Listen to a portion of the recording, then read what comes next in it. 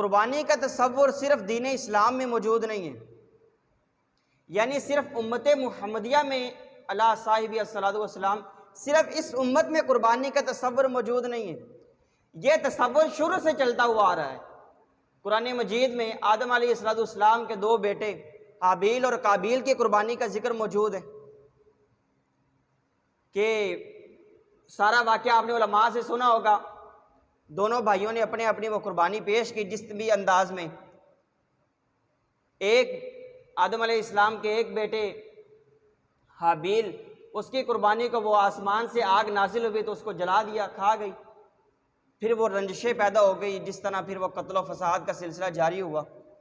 تو حابیل آدم علیہ السلام کے زمانے سے ہی قربانی کا کسی نہ کسی صورت میں تصور موجود ہے، اسی لیے اللہ رب العزت نے قرآن مجید میں ارشاد فرمایا وَلِكُلِّ أُمَّةٍ جَعَلْنَا مَنْسَكًا لِيَذْكُرُوا اسْمَ اللَّهِ، کہ ہر امت کے لیے ہم نے قربانی مقرر کی ہے، وہ کسی بھی انداز میں ہو سکتی ہے، کسی بھی انداز میں وہ قربانی ہو سکتی ہے۔ اسی طرح حضرت سیدنا ابراہیم علیہ السلام کی قربانی کا ذکر قرآن مجید میں موجود ہے، یہ جن کی ہم سنت ادا کرتے ہیں۔ بڑھاپے کی عمر میں اللہ رب العزت نے چاند جیسا بیٹا، وہ بھی نبی عطا فرمایا۔ بڑھاپے کی عمر میں والدین کو بڑا سہارا ہوتا ہے اولاد کا، بڑی دعاؤں کے بعد التجاؤں کے بعد اللہ رب العزت نے چاند جیسے ایک بیٹا عطا فرمایا، لیکن اسی کو قربان کرنے کا اللہ رب العزت نے حکم ارشاد فرما دیا۔ تو اللہ کے خلیل کا وہ جذبہ دیکھیں کہ بڑھاپے میں اللہ رب العزت نے دعاؤں التجاؤں کے بعد بیٹا عطا فرمایا، لیکن چونکہ دیا بھی اللہ نہیں ہے تو اس لیے فوری طور پر اپنے بیٹے کو قربان کرنے کے لیے تیار ہو گئے۔ امام حاکم نے المستدرک للحاکم میں ایک حدیث مبارکہ نقل فرمائی ہے، نبی علیہ السلام نے ارشاد فرمایا انا ابن الذبیحین، میں دو ذبیحوں کا بیٹا ہوں۔ اب ایک ذبیح تو حضرت سیدنا اسماعیل علیہ السلام ہے، اسماعیل علیہ السلام ہے، ان کو ذبح کرنے کے لیے ابراہیم علیہ السلام وہ خواب دیکھا تو تیار ہو گئے، اللہ رب العزت نے پھر بچا لیا چونکہ حکم ہی اس چیز کا تھا۔ دوسرا حضرت سیدنا امیر معاویہ رضی اللہ تعالیٰ عنہ سے ایک روایت موجود ہے، ایک بندے نے ایک اعرابی نے نبی علیہ السلام کو آواز دی یا ابن الذبیحین، اے دو ذبیحوں کے بیٹے، تو نبی علیہ السلام نے تبسم فرمایا۔ یہ سن کر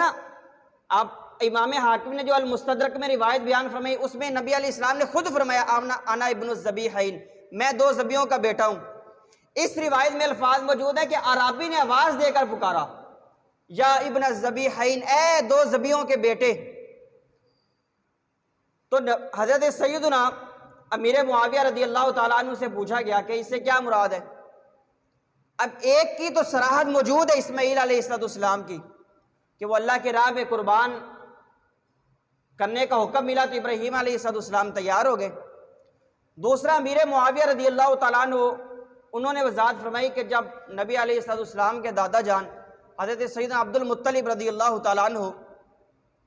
انہوں نے وہ زمزم شریف کی نئے سرے سے کھدائی کروائی کہ اچھے طریقے سے اس کی کھدائی کروا دی جائے اور وسیع کنواں جو ہے وہ کھود دیا جائے۔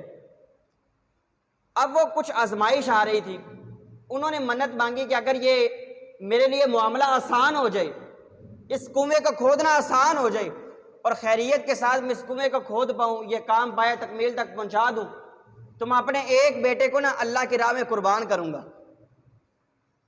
قرعہ اندازی کی گئی، اچھا وہ کنواں تو کھودا گیا آسانی سے، قرعہ اندازی کی گئی تو حسن اتفاق یہ ہے کہ وہ پرچیاں ڈالی گئی تو جس پرچی میں جس بندے کا نام نکلا وہ نبی علیہ السلام کے والد گرامی تھے، حضرت سیدنا عبداللہ رضی اللہ تعالیٰ عنہ، ان کا نام نکل آیا۔ اب حضرت سیدنا عبداللہ رضی اللہ تعالیٰ عنہ یہ اپنے بھائیوں میں، بہن بھائیوں میں، رشتہ داروں میں سب سے زیادہ پیارے تھے، تو گھر والوں نے اجازت نہ دی کہ ان کو قربان کیا جائے، چونکہ پرچی تو نکل آئی تھی قربان کرنے کی، تو اس لیے نبی علیہ السلام کو ذبیحین کہا جاتا ہے، ابن الذبیحین۔ پرچی ڈالی گئی تو وہ آپ کا نام نکلا، تو پھر آپ کی بجائے حضرت سیدنا عبد المطلب رضی اللہ تعالیٰ عنہ نے قربانی پیش کی اللہ کی بارگاہ میں۔ تو یہ اصل میں سمجھانے کا مقصد یہ ہے، قربانی کا سلسلہ آدم علیہ السلام سے چلتا ہوا آ رہا ہے، پہلی امتوں میں اس کا تصور موجود ہے، خود موسیٰ علیہ السلام کے ماننے والوں کا قرآن مجید میں ذکر موجود ہے۔ جب نبی علیہ السلام تشریف لائے نا، اپنی نبوت کے دلیلیں پیش کی، معجزات پیش کیے، رسالت کے معجزات پیش کیے، قرآن مجید ایک ایسی دلیل پیش کی کہ جس کے بارے میں قیامت تک کوئی بندہ قرآن کی مثل پیش نہیں کر سکتا۔ جو کچھ یہودی وہ نبی علیہ السلام کی بارگاہ میں آئے اور کہنے لگے کہ ہماری توریت میں لکھا ہوا ہے، حالانکہ توریت میں یہ واقعہ کوئی نہیں موجود۔ جھوٹ بولا انہوں نے نبی علیہ السلام سے، کہتے ہیں کہ ہماری توریت میں اللہ رب العزت نے ہمارے لیے حکم لکھا ہے، ہم سے وعدہ لیے کہ جب بھی کوئی بندہ تمہارے پاس آئے اور وہ اپنی رسالت کو پیش کرے کہ میں اللہ کا نبی ہوں، اللہ کا رسول ہوں، یہودی کہنے لگے کہ اللہ رب العزت نے ہمیں حکم دیا ہوا ہے کہ جب تک وہ ایسی قربانی پیش نہ کرے کہ جس کو آسمان سے آگ اترے اور اس کی قربانی کو کھا جائے، جب تک یہ تم اپنی آنکھوں کے سامنے یہ معاملہ ہوتا دیکھ نہ لو، اس وقت تک تم نے اس کی رسالت کو تسلیم نہیں کرنا۔ اللہ رب العزت نے ان کی اس بات کے جھوٹ ہونے پر قرآن کی آیت نازل فرما دی۔ یعنی اللہ رب العزت نے